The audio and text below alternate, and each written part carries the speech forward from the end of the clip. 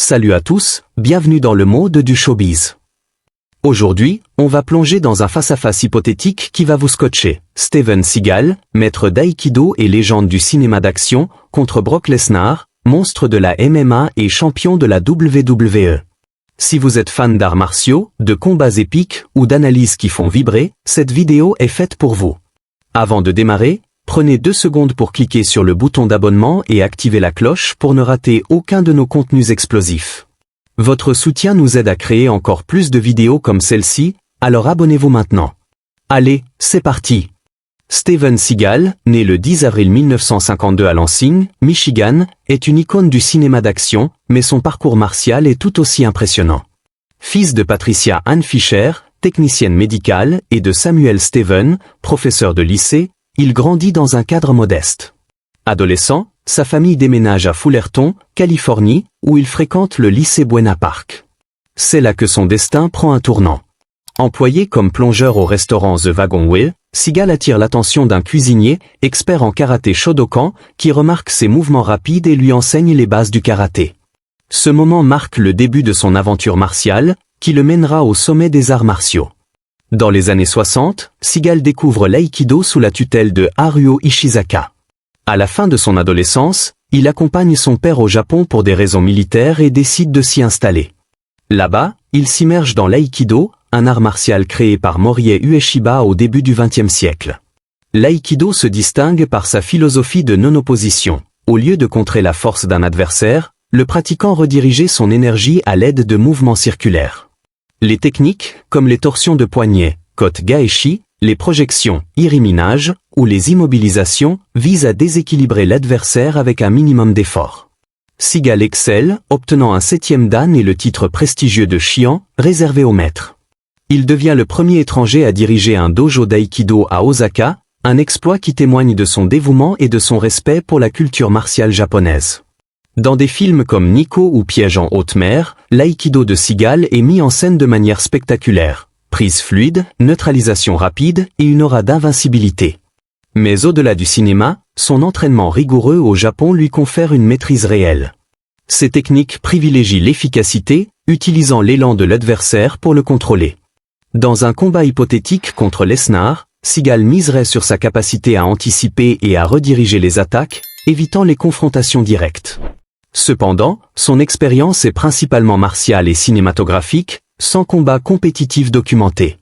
Face à un adversaire comme Lesnar, qui excelle dans des environnements réels, saurait-il adapter son aïkido à la brutalité d'un ring? Si vous êtes captivé par l'élégance et la philosophie de l'aïkido, cliquez sur ce bouton d'abonnement pour ne rien rater de nos analyses martiales. Le contexte des années 80 et 90 est crucial.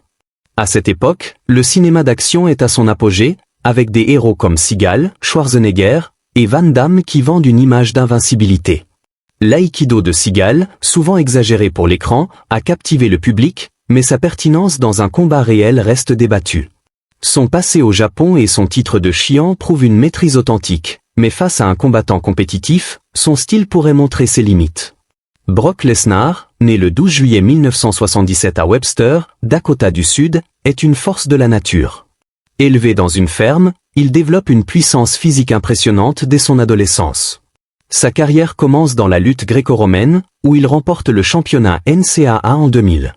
En 2002, il fait ses débuts à la WWE, entrant dans le ring comme une tornade. Lors de son premier match officiel contre Jeff Hardy, il ne se contente pas de gagner, il met Hardy KO, un exploit rare dans la lutte chorégraphiée. Cet événement propulse sa réputation de monstre invincible. En 2005, Lesnar explore d'autres horizons au New Japan Pro Wrestling, où il remporte le championnat poids lourd dès son premier match, dominant des adversaires massifs, y compris ceux avec un passé de sumo.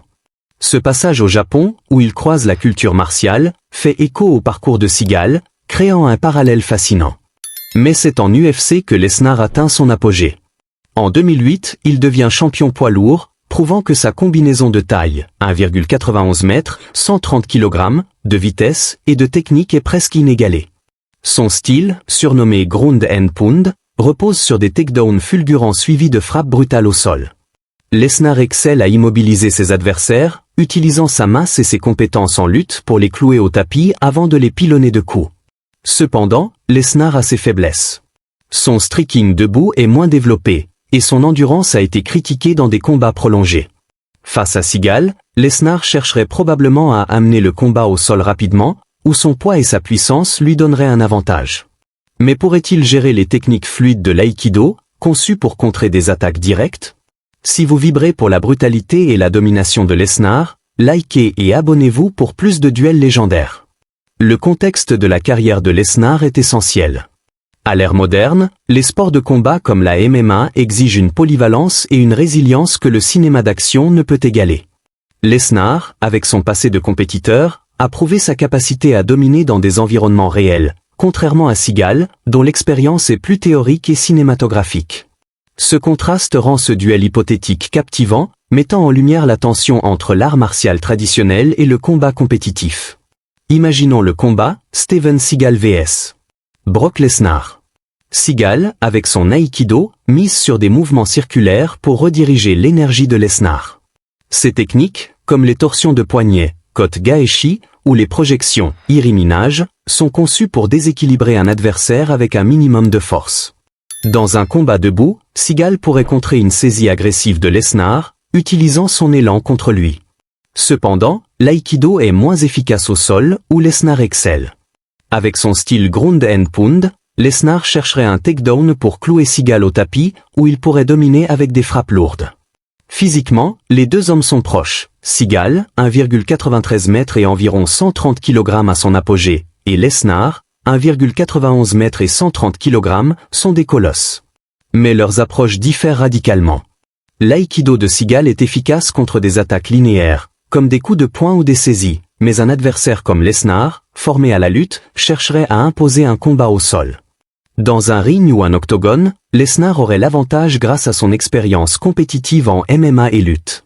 Ses takedowns rapides et sa capacité à contrôler l'adversaire au sol rendraient l'aïkido de Seagal difficile à appliquer.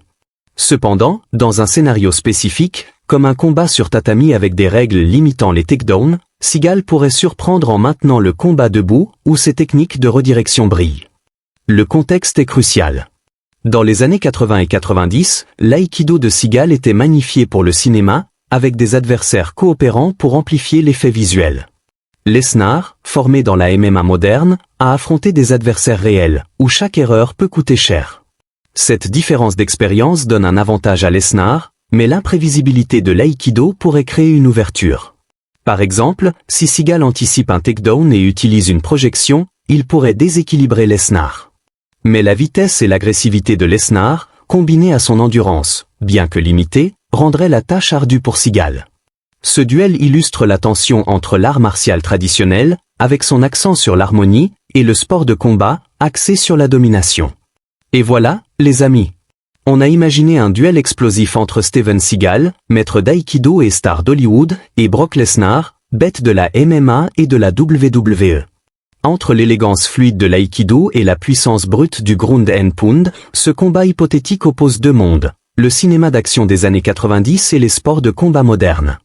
Lesnar semble favori grâce à son expérience compétitive, mais Seagal pourrait surprendre dans un combat debout. Qui l'emporterait selon vous? Laissez vos prédictions dans les commentaires, et si vous avez aimé cette analyse enflammée, likez, abonnez-vous, et activez la cloche pour ne rien rater. On a plein de duels légendaires et d'histoires martiales à explorer, et votre soutien nous motive à continuer. À très bientôt pour une nouvelle aventure qui va tout déchirer.